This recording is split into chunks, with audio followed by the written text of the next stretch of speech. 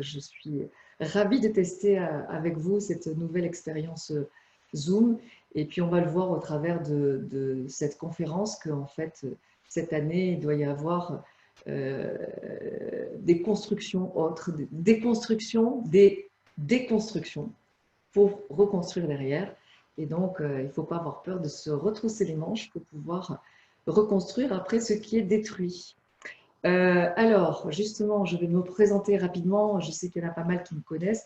Et pour les autres, rapidement, ce n'est pas très intéressant de passer du temps sur mon parcours, mais au moins que vous sachiez qui je suis. J'ai été chef d'entreprise, donc j'ai eu un métier tout à fait, on va dire, normal pendant 24 ans. Après un bac scientifique et des études de commerce, les mathématiques avaient une approche pour moi assez cartésienne qui consistait à donc, compter. J'adorais tout ce qui était bilan, compte de résultats. D'ailleurs, j'ai enseigné et puis j'ai animé des tournois de gestion dans les grandes écoles et puis au niveau de l'ordre des experts comptables, voilà, parce que j'aimais le côté rationnel des mathématiques. Et puis j'ai découvert à mes 25 ans la numérologie grâce à mon mari qui m'a offert un thème en numérologie parce qu'une de ses patientes, il est médecin, lui a parlé de la numérologie et c'est un médecin curieux, mon mari, et donc il a fait l'expérience, il a été assez étonné et du coup il m'a offert mon thème pour mes 25 ans. Et là, je suis complètement tombée à la renverse puisque j'ai découvert une dimension que je ne connaissais pas, qui est la dimension symbolique des mathématiques, c'est-à-dire qu'à chaque nombre correspond une vibration et quelque chose qui est de l'ordre du symbole. Et là, donc, quand j'ai fait cette expérience numérologique, j'ai compris que ce monsieur me connaissait très bien, c'est-à-dire qu'il connaissait mes dons, mes talents, parfois mieux que moi-même. Donc, j'ai creusé, j'ai travaillé, et puis je me suis formée petit à petit. Donc, ça fait 25 ans que la numérologie est rentrée dans ma vie, un peu plus, même 28 ans. Et depuis, j'ai fait ça en parallèle de mon activité et je me suis passionnée très vite parce que c'est comme le Covid-19, la numérologie, quand on met le doigt dedans, c'est viral, on a du mal à s'en arrêter. Voilà. Donc, en fait, je faisais ça en parallèle, mais je n'osais pas être numérologue parce que chef d'entreprise, c'est un statut assez honorable. Par contre, numérologue, bon, dans l'inconscient collectif, c'est bof, donc je n'osais pas. Et puis, il s'est passé 3 choses qui m'ont décidé. C'est que, en tant que chef d'entreprise, j'ai perdu 2 de mes plus gros clients qui étaient HSBC France et Porcelanosa France, Espagne même. Et surtout, j'ai perdu ma petite sœur d'une rupture d'anévrisme. Et j'ai compris qu'en 10 secondes, la vie pouvait basculer. On le sait tous, mais quand ça touche de près, en général, c'est ce qu'il faut comprendre des gens qui partent. C'est qu'ils nous laissent un message et qu'ils nous disent profite de la vie parce qu'elle peut s'arrêter en 10 secondes. Et à partir de là, j'ai décidé donc de m'installer à mon compte. Et donc, je suis devenue numérologue depuis exactement février 2014, le temps de vendre ma société et de partir sur une nouvelle conquête de vie, on va dire. Alors, ce qui est le plus étrange, c'est que ça faisait 3 ans que mes nombres, au niveau numérologique, me disaient « vas-y, mets-toi en tant que numérologue ». Ce n'est pas parce que les nombres sont là qu'on les écoute. Pourquoi? Parce qu'au lieu d'écouter notre intuition, très souvent, on va écouter nos peurs. On va écouter notre raisonnement. C'est pas sérieux, tu ne vas pas le faire, tu vas rien gagner, etc., etc. Et du coup, on a du mal à passer et du coup, on reste ses propres Dominique, il faut mettre le micro. Et donc, à partir de là, il faut dépasser ça pour pouvoir y arriver. Et c'est difficile. Et en fait, quand on prend des claques dans la figure, eh bien, ces claques, elles sont là pour nous réveiller de la léthargie dans laquelle on s'est mise. Et la numérologie, elle va permettre de nous donner ce petit coup de boost qui va nous donner la confiance pour y aller. Et c'est vrai qu'à un moment donné, quand on veut y aller et qu'on n'ose pas, le fait de regarder les nombres nous permet de dire « bon, mais maintenant, vas-y, fonce, c'est l'heure. Et c'est comme ça qu'en tout cas, il faut l'utiliser. Donc, voilà grosso modo mon parcours. Et aujourd'hui, j'ai donc, je suis numérologue, je donne des conférences à ce titre-là. Je donne des cours aussi. Beaucoup de mes élèves sont ici ce soir. Et merci à eux d'être là. J'ai écrit aussi 3 livres qui sont tous les 3 édités chez les éditions Erol, qui sont, je vous montrerai les photos tout à l'heure, je ne les ai même pas pris, donc numérologie, qui permet de comprendre qui on est au niveau de la personnalité. C'est un outil de développement personnel extraordinaire, la numérologie. Pourquoi? Parce qu'en fait, on utilise les nombres qui vous rendent unique, c'est-à-dire votre date de naissance, tous vos prénoms, votre nom de jeune fille pour les femmes et les noms de naissance. Et avec ces éléments-là, eh bien, on va calculer vos propres vibrations. Et avec ces vibrations, eh bien, on va pouvoir dire ce pourquoi vous êtes fait. Pourquoi? Parce que, en fait, je vais vous expliquer d'où vient la numérologie et après on rentrera dans le vif du sujet. Mais chaque nombre qui nous caractérise, donc notre date de naissance, additionné, eh bien, ça s'appelle la réduction théosophique. Avec ça, on va avoir donc un nombre qui nous caractérise. Et puis, on va pouvoir construire tous les nombres qui permettent de développer tous nos talents, d'exprimer tous nos talents, nos dons, ce pourquoi on est fait. Donc ça, c'est le premier axe au niveau de la numérologie qui permet de comprendre qui on est. Puis un deuxième axe qui permet de décider, c'est-à-dire de comprendre les énergies qui nous entourent. Et avec ces énergies-là, on va pouvoir comprendre comment aller dans le flux du courant. C'est-à-dire qu'en fait, les vibrations qui nous entourent, elles vont nous indiquer des choses et on a la possibilité de faire tout ce qu'on veut quand on veut, ça c'est sûr, mais il y a des moments où c'est plus facilitateur. Et la numérologie, c'est ça, c'est permettre de comprendre et d'être plus dans une certaine fluidité de sa vie. J'utilise très souvent la métaphore des plantations. Si vous souhaitez planter des tomates, eh bien, vous allez peut-être dire, moi, je vais planter des tomates maintenant. Donc, l'idéal, c'est de planter des tomates au mois de mai, parce qu'on est sûr que ça ne va pas geler et tout va bien se passer. Maintenant, si on plante des tomates au mois de décembre, on peut toujours le faire, sauf qu'il va falloir une serre, il va falloir du chauffage, il va falloir une lumière artificielle, il va falloir plein de choses pour que les tomates ne gèlent pas. Eh bien, ça va donc dépenser beaucoup d'énergie, beaucoup d'argent, pour un résultat qui est parfois pas très probant, puisque les tomates ont moins de goût. Eh bien, la numérologie, c'est permettre de planter les tomates au mois de mai, c'est-à-dire se fatiguer moins, dépenser moins d'énergie pour que ce soit plus fluide. Voilà. Alors, d'où ça vient, la numérologie? En fait, c'est le premier qui a parlé de la dimension symbolique des nombres, c'était Pythagore, qui était quand même pas quelqu'un qui était un fou, c'était un philosophe, un théologien, un grand musicien, un sportif de haut niveau, un mathématicien, un physicien. À l'époque, c'était des êtres scientifiques complets. Et pour lui, voir le monde au travers des nombres, c'était comprendre le monde. Et surtout, il a expliqué que chaque nombre avait une symbolique et une dimension sacrée. C'est ce que je vous propose de découvrir ce soir et de comprendre que 2020 a une vibration qui est l'énergie 4 et de comprendre cette énergie-là. Alors, surtout ne pas tomber dans l'amalgame suivant qui consiste à penser que la numérologie est un art divinatoire. C'est le pasteur Kevin Quinn Avery qui a été un grand numérologue aux États-Unis qui a donné cette idée-là que la numérologie est un art divinatoire. Pourquoi? Parce que ce monsieur était un médium et que pour lui, du coup, les deux, médiumnité et numérologie, et du coup, ça faisait art divinatoire. La numérologie n'est pas un art divinatoire. Voilà. Il est un outil de compréhension de soi-même et d'aide à la décision.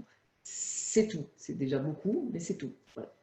Donc, la numérologie permet de comprendre ce que l'on est. Alors, pourquoi la numérologie a un tel succès aujourd'hui et pourquoi c'est aussi incroyable? C'est qu'en fait, il a été découvert que dans nos atomes qui nous constituent, on est fait de 0,001% de matière. Le reste est énergie, vibration. Donc tout est énergie. Nous sommes énergie. Donc on est sans arrêt influencé par des vibrations. Et le monde a commencé à s'organiser selon des nombres, parce que dès qu'on a été de plus en plus nombreux, il a fallu mettre les gens et comment dire, les additionner pour nous rassurer, pour faire en sorte que chaque individu puisse trouver sa place. Et du coup, il a fallu segmenter, compter. Et c'est comme ça que les nombres existent et que du coup, ils ont un signifiant. Il y a 9 nombres, de 1 jusqu'à 9, et au-delà, il y a les autres nombres, on les réduit, ça s'appelle la réduction théosophique. Il existe par contre 3 autres nombres qu'on ne réduit pas, qui sont le 11, le 22 et le 33, et qui ont une dimension, ça s'appelle des maîtres nombres, qui ont une dimension un peu particulière. On en parlera peut-être si vous voulez. Alors, ce que je vous propose de faire maintenant, c'est de vous parler de cette année 2020 qui est très particulière. L'année 2020 est constituée de 4 nombres, 2, 0, 2, 0. Additionnés ensemble, ça fait 4. L'énergie 4 est une énergie assez particulière parce que c'est une énergie, comme on le voit, car 4 c'est carré. Donc il y a une notion de carré qui est là et tout ce qui est construit correctement en année 4 est solide et constitue des bases qui vont se pérenniser. Je vous donne un exemple. En 1998, qui était une énergie neuve, l'Europe a décidé de mettre fin aux monnaies par pays. Le 9, c'est la fin de quelque chose, la symbolique de la fin de quelque chose. Eh bien, on était tout à fait dans une énergie cohérente, puisqu'on voulait mettre fin à une monnaie qui était différente suivant chaque pays. En 1999, qui était l'énergie 1, le non-euro a commencé à exister et on lui a donné ce nom-là. Et surtout, l'euro a commencé à exister de point de vue virtuel, c'est-à-dire que les pays faisaient des échanges entre eux juste au niveau virtuel, ce n'était pas encore une monnaie qui existait.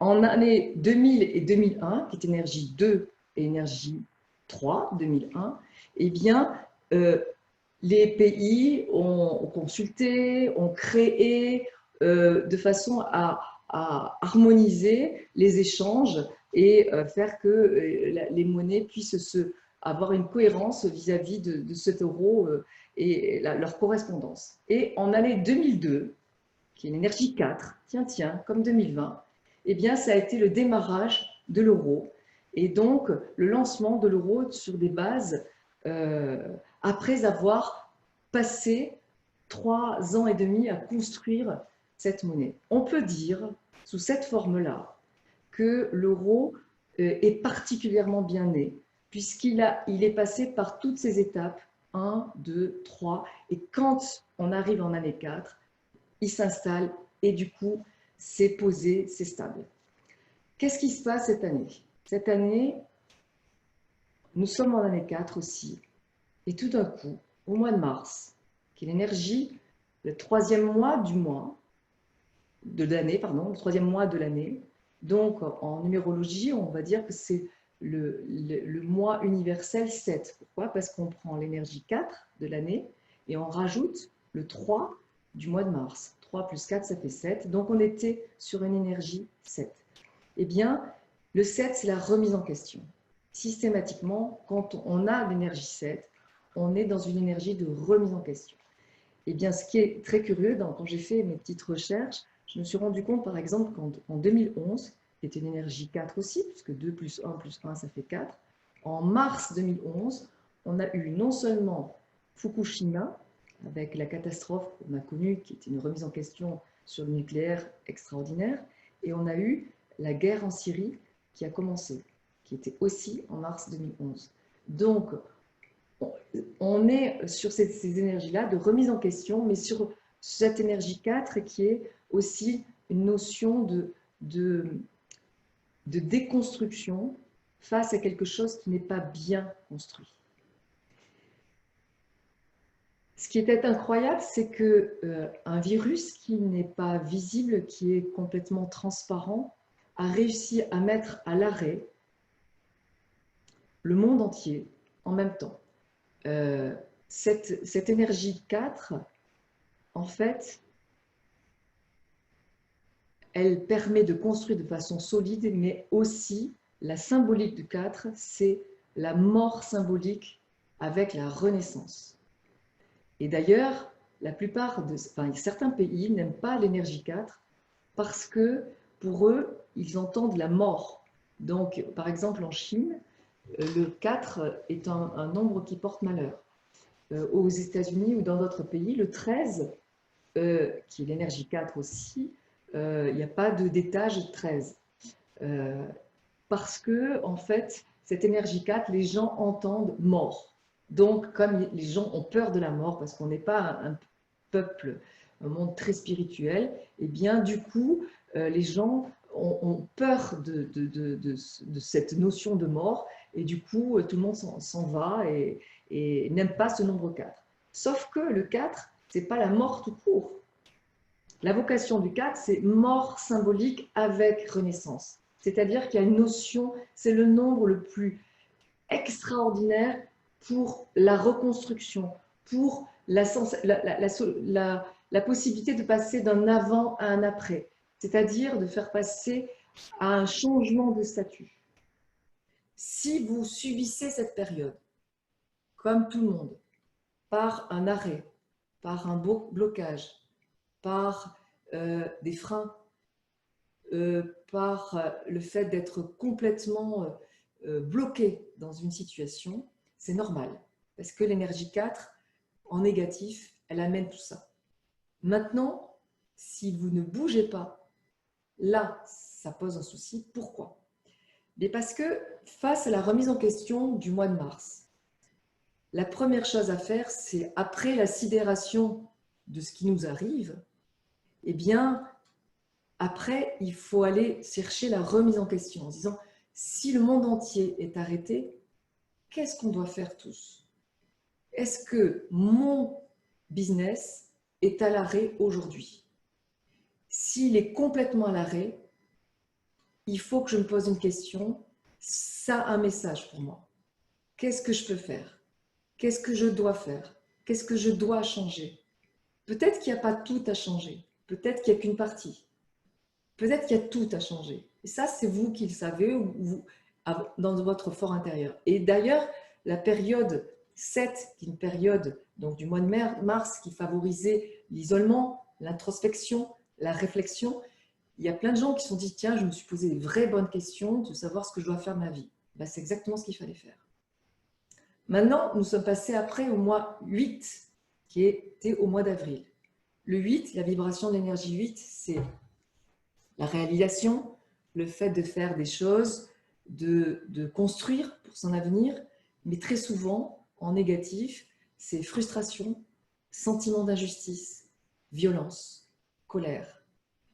Et avec la notion d'argent qui n'est pas là. Donc, c'est sûr, le mois d'avril a été d'une dureté, d'une violence pour beaucoup de gens, de façon énorme, avec de la violence parce qu'il y avait des morts et des milliers de morts. Avec la violence parce que des gens qui ne savaient pas s'ils allaient pouvoir manger ou peut-être garder leur entreprise, s'ils devaient se battre pour avoir des emprunts, pour sauver leur entreprise, pour sauver leur activité.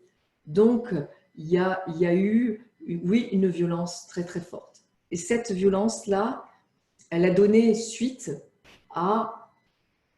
Enfin, elle suggérait de prendre sa place pour pouvoir se dire qu'est-ce que je vais faire et d'investir.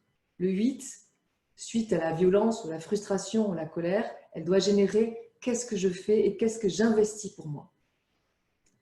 Dans cette période-là, l'idéal, c'était de dire, qu'est-ce que je peux faire pour moi? Est-ce que je vais me former pendant cette période? Moi, j'ai jamais fait autant de formations de numérologie pendant cette période-là. Les gens avaient besoin de se former, c'était incroyable.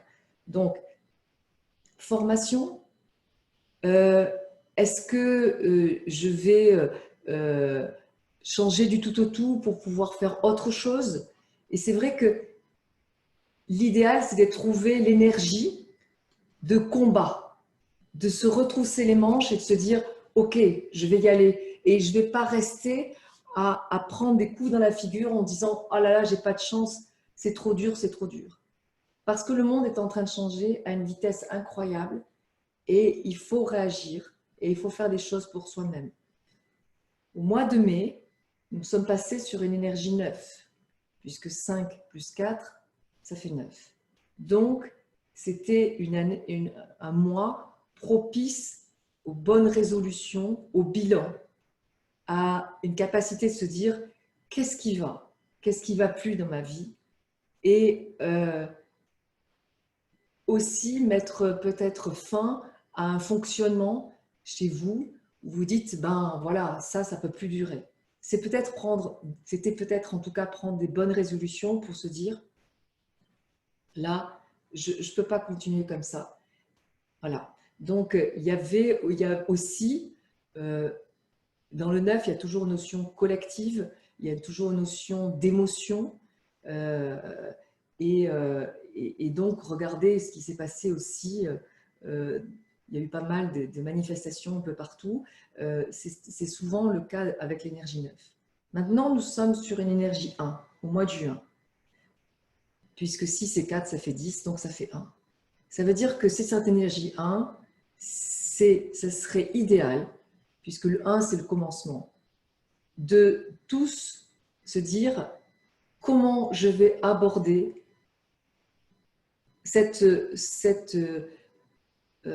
comment je vais orienter ma vie différemment.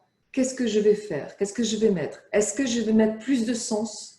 Est-ce que je vais continuer à travailler avec des œillères? Est-ce que je vais continuer comme si c'était rien passé? Moi, je suis effrayée de voir dans le monde de l'entreprise et dans le monde de la santé et dans le monde de tous les gens que je côtoie, qu'il y a des gens qui repartent comme si c'était rien passé du tout. Ce que je peux vous dire, c'est qu'avec ce 4-là, ça ne va pas être possible de faire comme si il ne se passait rien. Ça sera pas possible. Il va falloir réinventer et faire quelque chose parce que dans cette énergie 4, il y a vraiment une notion de déconstruction et de mort symbolique avec renaissance. C'est-à-dire que idéalement, il faut passer de chenille à papillon. C'est-à-dire faire en sorte d'évoluer et de changer les choses. Surtout que l'année prochaine, en 2021, nous serons sur une énergie 5 qui est une énergie de conquête, qui est une énergie d'audace. Donc, c'est une année où on va nous appeler à aller vers des nouvelles orientations. Et c'est maintenant qu'il faut y penser, c'est maintenant qu'il faut le structurer, c'est maintenant qu'il faut le préparer. Parce que tout ce qu'on fait en année 4 donne une assise solide à ce que vous voulez faire. Donc, au lieu de se bloquer, au lieu de se figer, au lieu d'être terrifié, parce qu'aussi le 4, c'est les peurs. C'est aussi se dire, quand même, c'est sacrément paradoxal de voir qu'un petit truc transparent nous empêche de nous embrasser, nous empêche de nous retrouver, nous empêche de vivre ensemble. On doit quand même se poser la question de ce qui a du sens. Et ce matin, j'étais en train de faire un travail d'écriture avec deux partenaires, deux collègues, et on s'est dit, on s'embrasse ou on s'embrasse pas. Et en gros, c'était la peur ou l'amitié.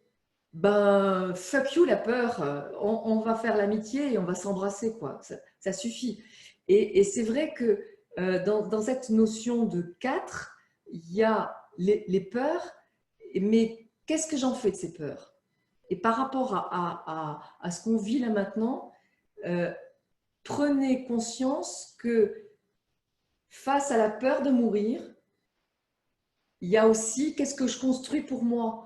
Et au moins que ce virus nous donne la possibilité de nous dire qu'est-ce qui est bon pour moi, voilà, qu'est-ce qui est important pour moi et qu'est-ce que je veux construire pour les années pour moi derrière. Voilà. Donc il y a vraiment cette nécessité d'être sur l'impulsion et dès le mois de juin, maintenant, se dire je vais lancer quelque chose de nouveau dans ma vie, même si ce n'est pas quelque chose de fondamental, c'est juste des nouvelles idées, des nouvelles petites graines dans ma vie, lancer des choses en disant allez, je jette ces petites graines et ça va donner quelque chose plus tard. Ça peut être une formation, comme je le disais, ça peut être des rencontres, des choses, des initiatives. Voilà, moi j'ai parlé de l'école, de la numérologie stratégique, parce que j'ai complètement bouleversé la numérologie et lui ai donné un regard complètement moderne et nouveau en créant un arbre dans lequel tout le monde peut s'identifier. Ben, cette façon de voir de la numérologie avec une orientation solution et pas orientation problème, eh bien, je vais en faire une école pour que peut-être que demain, dans le management de demain, quand on rencontrera des gens dans l'entreprise, on pourra dire bah, écoutez, non, vous m'avez mis dans un open space, moi je suis 7, je ne peux pas être dans un open space parce que je suis 7. Ou alors, ben non, mais moi vous m'avez mis tout seul avec un ordinateur, je suis 3, moi il me faut du monde autour de moi, je suis 3. Moi je rêve de pouvoir qu'on vive dans un monde où on pourra se respecter les uns les autres en fonction de nos caractéristiques sans pour autant chercher à être tous pareils. Eh bien, ben, c'est cette année que je décide de dire ben, on va mettre en place une école.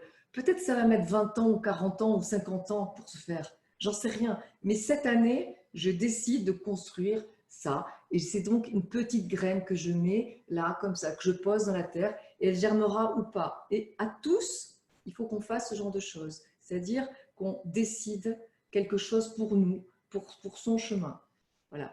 Le mois de juillet va être un mois de juillet d'énergie 2. Le 2, c'est la connexion, le fait de demander de l'aide, de chercher à donner de l'aide aussi éventuellement.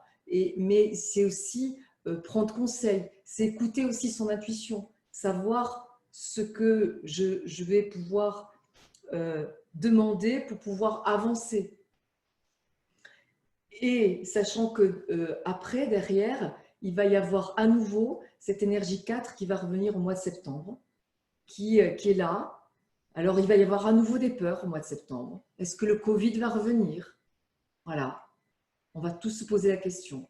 Et peut-être qu'on pourra dire à ce moment-là, ben, s'il y a une deuxième vague, est-ce que ça vaut le coup de se remettre tous en confinement?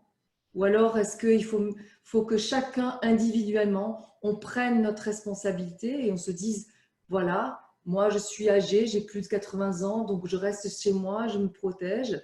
Ou alors, moi je suis jeune, ben, je joue le jeu et puis je vais travailler. Est-ce qu'il va falloir encore nous protéger? Je ne sais pas. Ce dont je suis certaine, c'est que quand on protège trop, on affaiblit.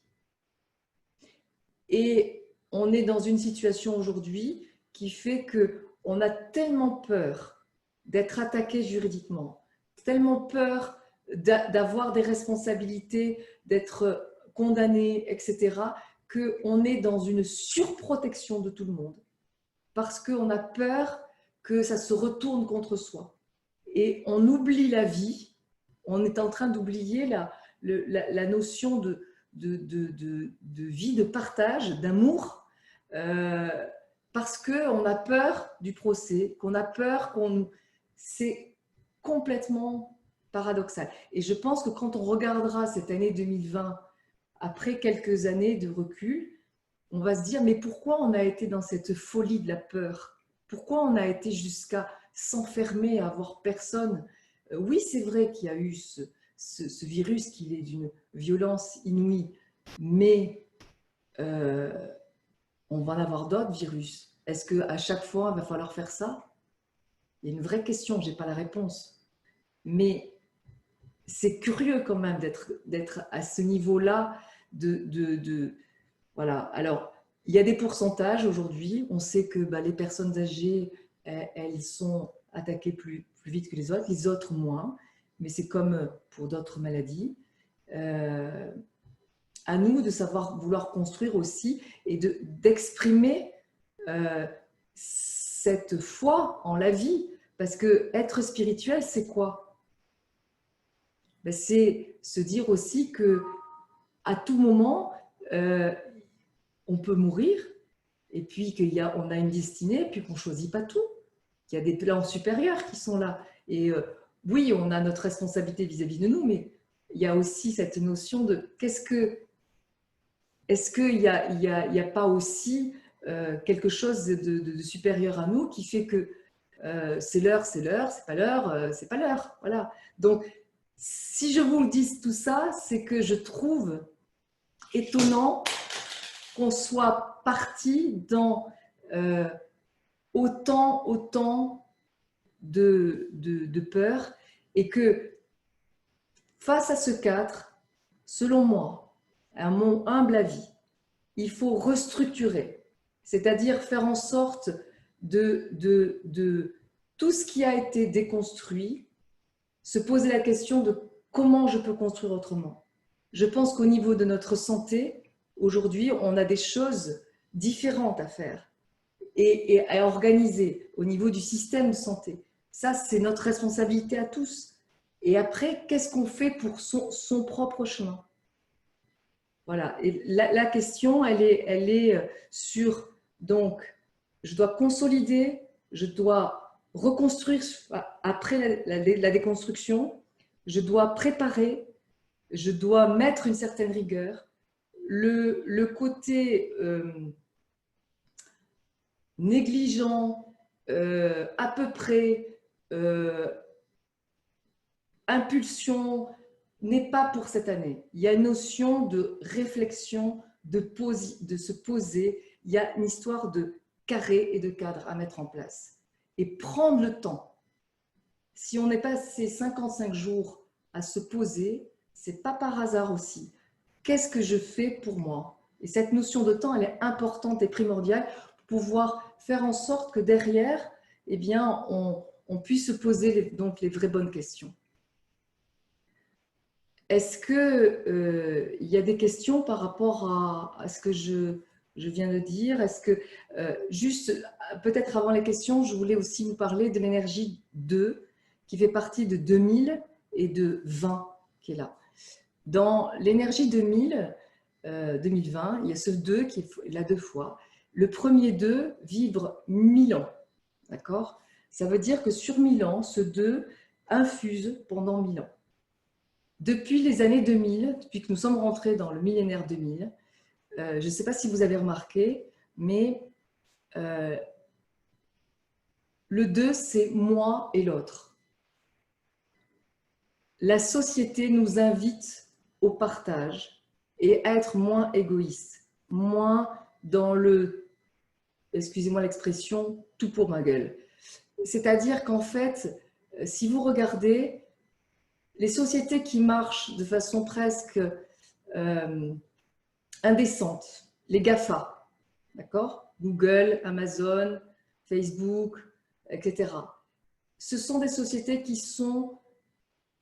basent tout leur système sur le partage, pas de leur richesse, hein, non, mais le partage d'informations, d'accord? Donc, on est, voilà, Amazon, ils se servent de leur capacité à mettre en lien des gens qui ne savent pas se mettre en lien. Un éditeur avec des clients, vendre des livres, par exemple. Voilà. Google partage du savoir. Donc, on est là-dedans.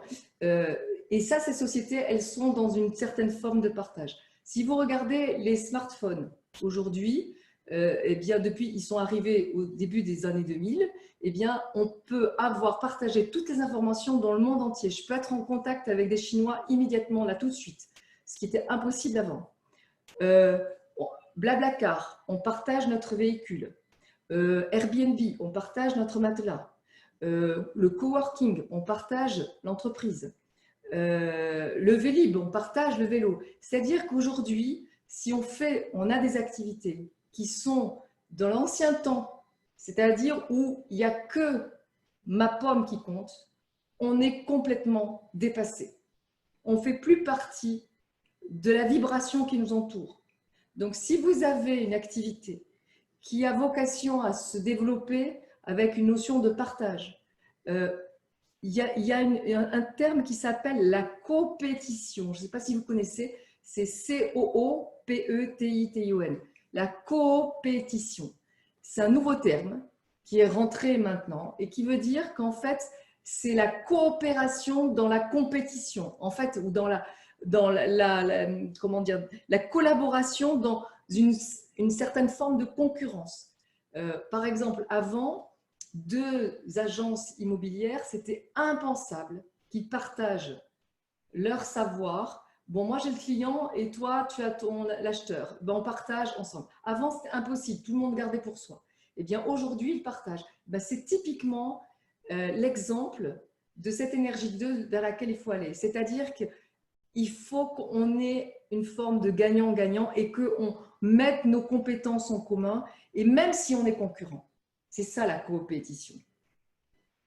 Eh bien, ça, c'est pour l'énergie de deux qui va vibrer pendant encore 980 ans. Donc, on a du champ. Et en plus, cette énergie de deux est rentrée dans notre vingtaine aussi. Donc, maintenant, c'est l'heure de l'échange, du fait de partager et de mettre comment dire, nos compétences ensemble. Moi, tous les livres que j'ai écrits, j'en ai écrit 3, je les écris à 2. Et là, je suis en train d'écrire un 4e sur la parentalité. On est 3. Voilà. Et on partage. Oui, on gagne moins, mais on partage et c'est fun et on se marre. C'est super.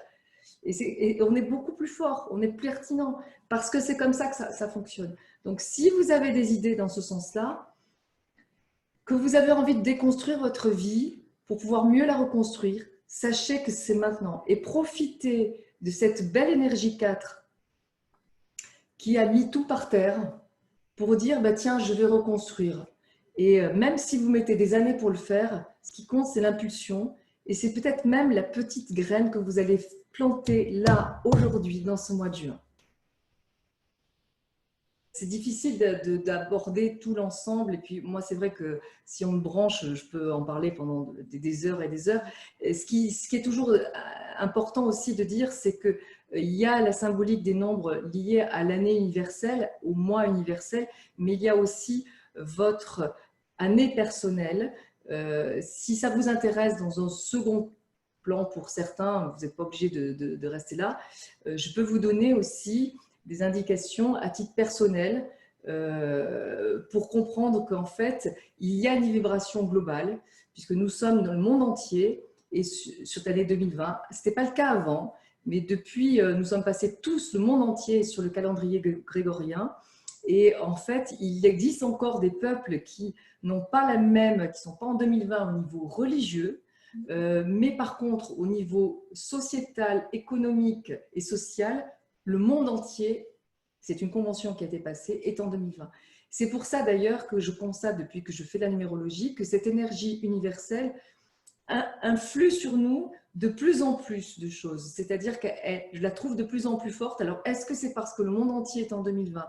Est-ce que c'est parce que nous sommes tous connectés, parce que le monde est connecté complètement comme jamais il l'a été? Peut-être que c'est l'explication. Sachez que quand même, à titre individuel, vous avez aussi une année personnelle qui joue sur vous et qui va vous influencer. Et comme nous sommes en 2020 et que le zéro qui est là, qui va vibrer pendant un an, qui laisse tout possible, votre année personnelle a le moyen de s'exprimer vraiment en force cette année. Donc, c'est intéressant de connaître votre année personnelle. Et si ça vous intéresse, après les questions, sur le point de vue, on va dire, de l'année universelle, je peux aborder l'année personnelle, vous permettre de calculer. C'est ultra simple, c'est un petit calcul de rien du tout. Et vous donner des indications pour que, d'un point de vue de votre stratégie personnelle, vous puissiez aborder les choses avec encore plus de pertinence et comment dire, d'efficience, on va dire. Je vois que quelqu'un parle de rendez-vous personnel. Comment ça fonctionne pendant que les questions peuvent peut-être venir? Moi, de mon côté, en fait, un thème numérologique, ça se constitue, ça se passe en 2 heures. C'est très intense. J'autorise l'enregistrement parce que il y en a 20 après. Il n'en faut pas 10 des thèmes, il en faut un seul. Et en un seul, on fait une espèce de bascule puisqu'on est face à soi-même. Et il faut savoir que les nombres, eux, ne mentent pas. On peut se raconter tout un tas d'histoires, se mettre des ornières. Les nombres, eux, ils ont une vibration et vous pouvez vous raconter ce que vous voulez. Eux, l'avantage, c'est qu'ils ne mentent pas. Pour moi, la numérologie est un des outils les plus pertinent pour cette raison, c'est qu'en fait, si vous voulez, la plupart des outils de développement personnel, souvent, ils s'appuient sur du déclaratif, c'est-à-dire qu'ils vous posent des questions. Est-ce que vous faites ceci, ça, vous êtes là, et par rapport à cela, vous êtes là, blablabla. Et donc, en fait, ils s'appuient sur vos réponses. Si vous vous connaissez mal, eh bien, les résultats ne vont pas être à la hauteur de la réalité. Par contre, les nombres, vous connaissez bien, vous connaissez mal, vous racontez des histoires, vous dites la vérité, de toute façon, ils sont là et ils ont une vibration. Soit ils s'expriment en positif, soit ils s'expriment en négatif, mais de toute façon, ils sont là. Et l'idée, c'est qu'avec ces nombres-là, eh bien, c'est comment je vais pouvoir être moi-même en étant le plus aligné possible, en comprenant les nombres qui me caractérisent. Par exemple, l'énergie 1, qui est l'énergie d'autonomie, tous les gens qui ont l'énergie 1 dans leur arbre, ils ont une aspiration à l'autonomie et à être leur propre patron. Et bien ça, c'est des éléments qu'on découvre dans un thème. Donc, ça dure 2 heures. Et pendant ces 2 heures, on voit les éléments de sa personnalité. Et puis après, on voit les éléments justement de la décision, du plan de vie pour pouvoir s'orienter dans le bon sens et pour trouver la fluidité. C'est 150 € et on peut payer en plusieurs fois si c'est une somme qui est trop importante pour vous.